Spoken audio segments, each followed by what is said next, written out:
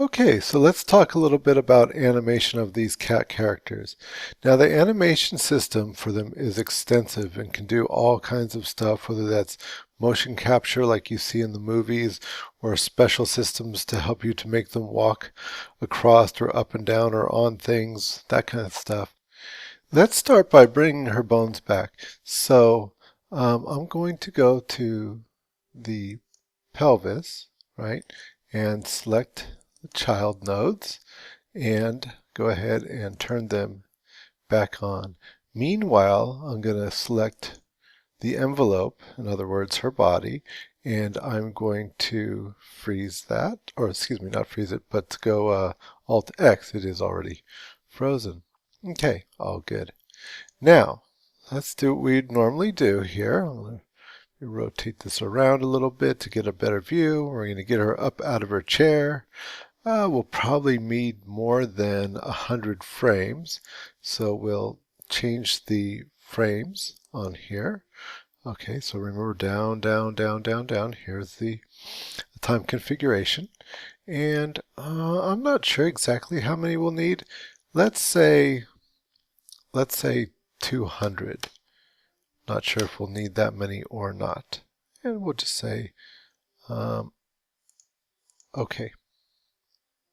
By the way, what I just did there is when you're watching it in the viewport, you can change how fast you view it. This doesn't affect how fast it exports, just how you view it.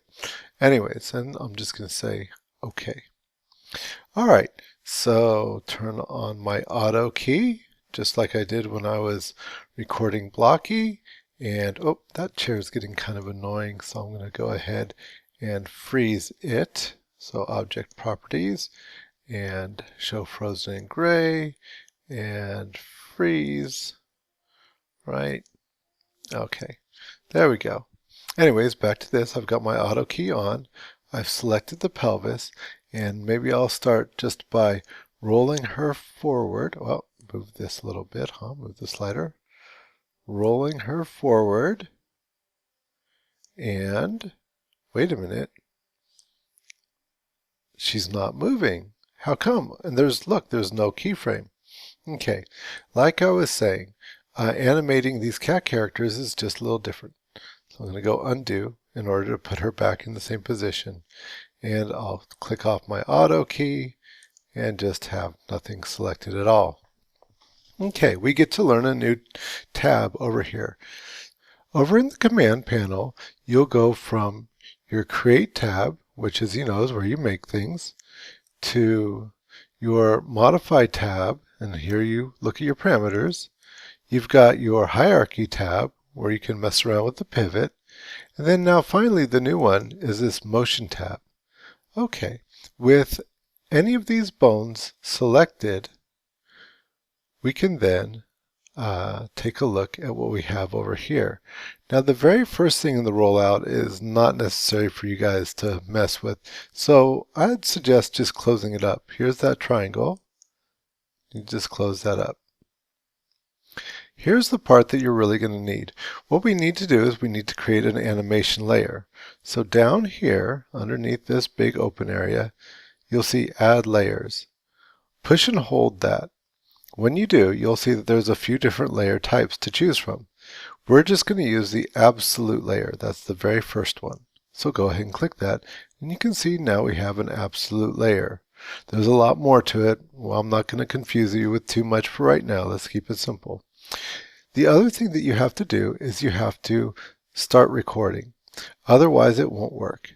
So just like before, if I had my auto key turned on, and I went to do something, let's say grabbing this pad down here, I'll make that a little bit bigger so you can see it better, and moving it up, great, but just like before, there's no auto key being made, there's no keyframe being made.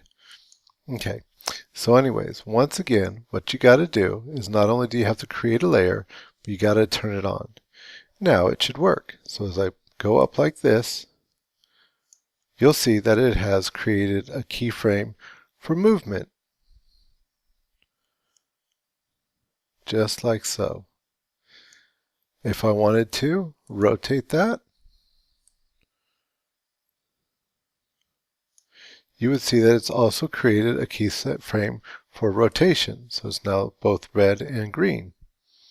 And there you go. It's just that simple. The only thing is that you have to remember this step of creating the absolute layer and then turning it on. Okay, good enough. I'm going to delete those. But I've got this layer made, and so now I'm going to take the pelvis here.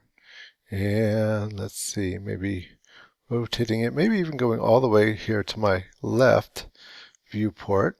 I think what I'll do is I'm going to move this about a second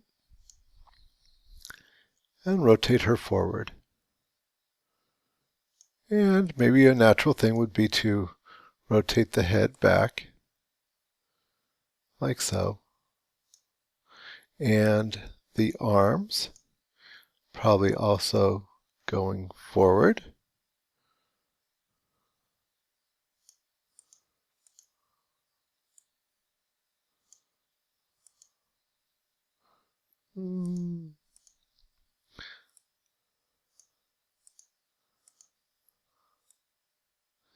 There we go. That seems pretty natural.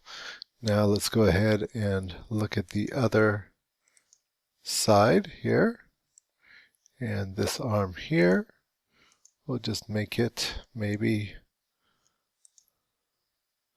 go down.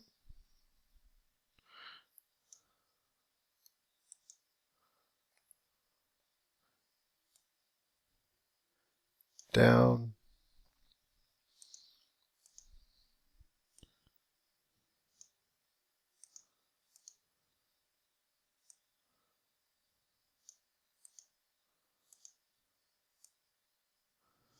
Something like that maybe. So back to my perspective just to see how that's looking.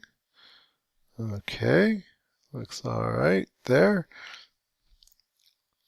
So she's like that, and she comes like that.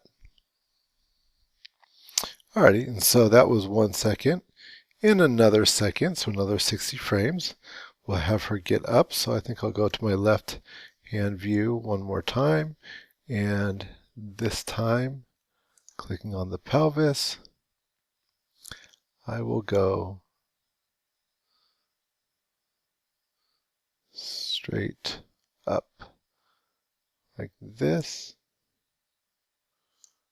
Okay, and also with these platforms here, I think I'll rotate them down. Now, wait a minute.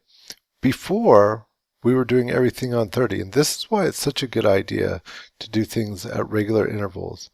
I think what I'm going to do is at 30, right here, I'm going to give these guys a little bit of a jig jog, right? And the pelvis too. So let me see, that was here. Oh, that was movement, but not rotation. So let's go this one here. Delete. Okay, and delete. All right, so at 30, we had this one going this way, but we also had to move it a little bit with the motion. So once again, just give it a little jig jog. There it is, you see. And then now to my 60. Now I'll make it stand up.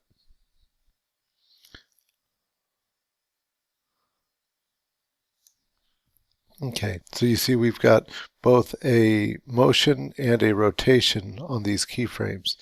And just to keep that going, I think I'll give it just a little bit of a turn right here as well. Okay, so how's that looking? Not so bad. And like this, except that she's up on her toes. So now let's take a look at this here. So here we've got a little bit of a movement, but excuse me, of a rotation, but no movement. So I think I'm going to go ahead and give it just a little bit of a jig jog right there. And so then when I get to 60, I can rotate it down and maybe move her back down. Move that pelvis down a little bit too. And you'll notice that the legs are more bent, the bones are, than the actual body is. There's a reason for that, and basically so that we have control over this little band right here. It's like a rubber band. That's that inverse kinesthetic that I was talking about in the last one. Anyways, and that's what keeps it all working in the right direction. You don't want her legs flipping over the other way, for instance. Okay, so let's see. Okay, not too bad. Probably want to fix those toes because we had bent those up before. So I'm going to zoom in on the toes just a little bit and grab both of those. And they have no keyframe at all. But you know, it's one of those things where I don't think we're going to see it much. So just adding a little bit of a rotation, and what the heck, let's add a little bit of a motion right in here as well. That way, when I move it in the future, it'll really have it start right here. You see? So that's not so bad. Okay, zooming out again a little bit.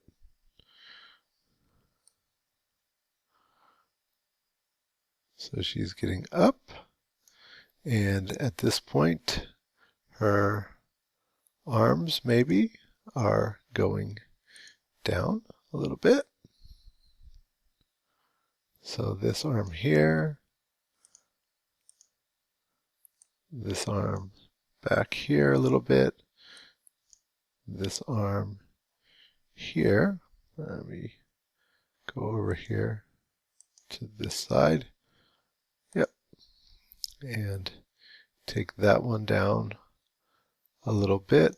Now look for her line of balance. So where's her head relative to the rest of her body? Look at head over heels, kind of. Is everything lining up? Doesn't look too bad, especially since she is in motion right now. Okay. Maybe just her head. Let's take a look at what it's looking at from the front. Yeah, that's kind of probably what's screwing me up a little bit, is that at this point, maybe her head is back to a little bit straighter. Okay, looking ahead, seeing where she's going.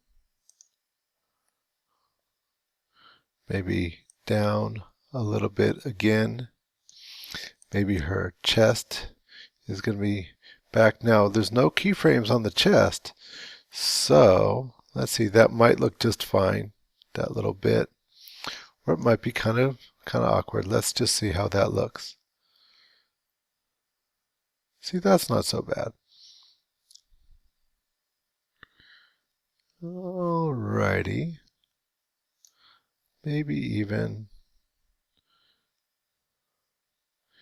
in this next one, I'll have her just a split second, maybe half of that. I'm going to straighten her out a little bit here. Pelvis just a little bit more here. Watching out that her weight is over her legs here. So here. So you can see lining those up so she looks natural. Okay, because before she starts to walk, she should be more or less in a natural balanced position. Maybe even taking this arm back a little bit. So much to think about when it comes to movement.